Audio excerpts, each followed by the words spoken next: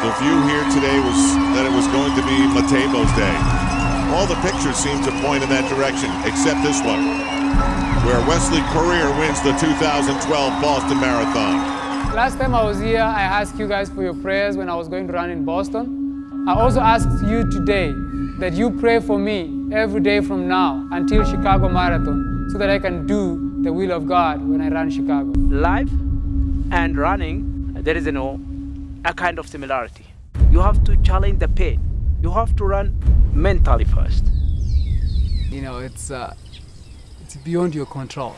I have to tell myself that I can run under 210. Maybe all my workouts don't point that way, but I'll never run under 210 if I don't believe it. You're chasing something it's not visible. You have to have a lot of faith and hope that you're going to get there. Okay, hey guys, how's it going? Welcome to another video, and as you just saw, that is some very inspirational stuff from the running film Transcend. That was their trailer, and at the end of the video I will play an ad by Eliud Kipchoge, who is one of the most inspirational, motivational, and you know, downright inspiring athletes that there is in running. And yeah, so anyway, with that note, you know what this video is about.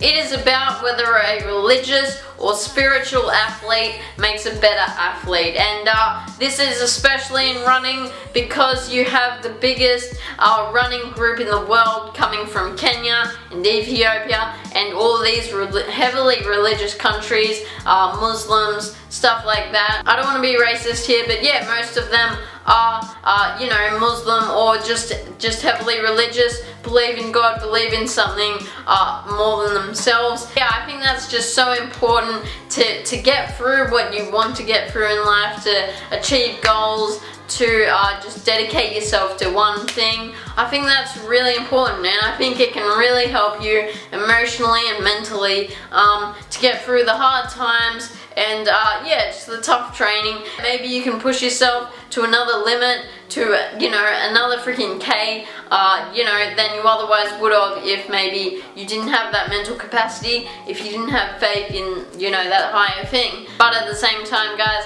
I'm not saying you need to be religious. Not every great athlete is religious. Not every great athlete has faith in something like higher than themselves. But I'm just saying, you know, there's plenty of just amazing athletes out there that just, you know, they rely on something that's not themselves, but that just helps them do whatever they're doing just better. But yeah, guys, you've got the greatest marathon runners like Kipchoge, Wilson Kipsang. They speak heavily about not what the body is capable of doing, but what their mind is capable of doing, and you know, the will of God, I guess. And it's not about what you can physically do, but how you can break the limits. It's not the body that you need to push, it's the mind and the soul and the heart. And you know, that they're really empowering words. I think that is exactly right, and it's true. The first way to improve yourself, I reckon, in my opinion, is through the mind, because you know, the mind controls everything. It controls if you wake up that early, 6 o'clock morning, if you can push yourself that little bit harder, and all this crap. But yeah, I just believe it's way easier to wake up at 6 o'clock in the morning and go for a run if you've got that motivation and you know something is going to benefit and come out of it for you. You're going to win that race, you're going to get that money. It's because if you need to wake up at 6 a.m. and you're just thinking about like food or going to work or something else that is not your goal, then it's way easier to just go back to bed pretty much. But guys, it's all about that incentive, and I think incentives sometimes do outweigh maybe religious beliefs or values and stuff like that more, because you know, 250 grand for winning a big race like the Boston Marathon or something, that's going to be a way bigger incentive to train and to run, rather than you know, maybe just believing in God and getting that inspiration from Him or whatever it is. And yeah, that's a whole nother thing. Like, you could just argue that the faith doesn't matter, the religion doesn't matter. all you need to do is have that incentive, that money incentive, or just that love for the sport that can drive you out of bed every morning or something like that. Like, correlation is not causation, guys. A lot of the East African runners, they're all coming from poverty and stuff. You know, just because they're very heavily religious doesn't mean too much.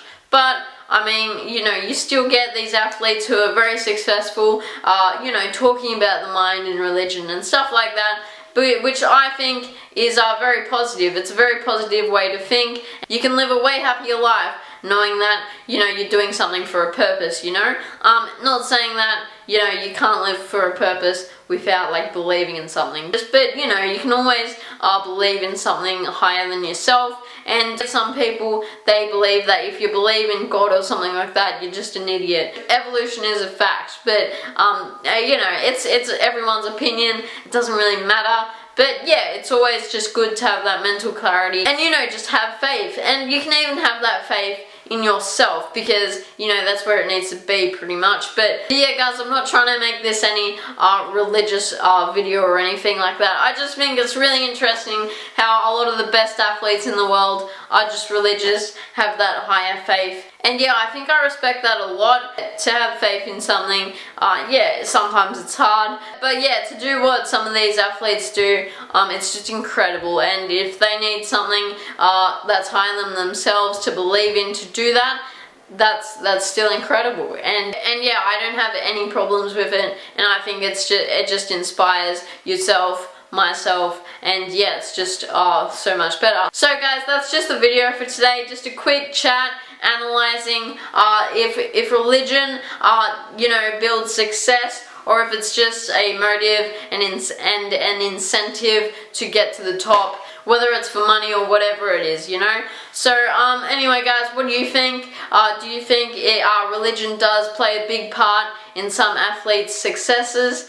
Is that the right word? But anyway, let me know in the comments below, and thanks for watching, guys. Please subscribe if you haven't already, and if you want regular running content, this is my first video I've done with this nice background. I really like it. What do you guys think? But anyway, thanks for watching. I'll see you all soon. It's not about the legs. It's about the heart and mind. With a strong heart and good mind, you can do it. Or some kind of Zen guy, you know. He's very chill, and he goes out and he gets the job done. If you don't rule your mind, it can rule you. No one's out this morning. Everyone's in bed. Get out of bed, you lazy fucks! Get training! It's a beautiful morning! You know, Mo Farah, Galen Rupp, even and not like Jared Ward, an American marathon runner, and I can't think of any more right now.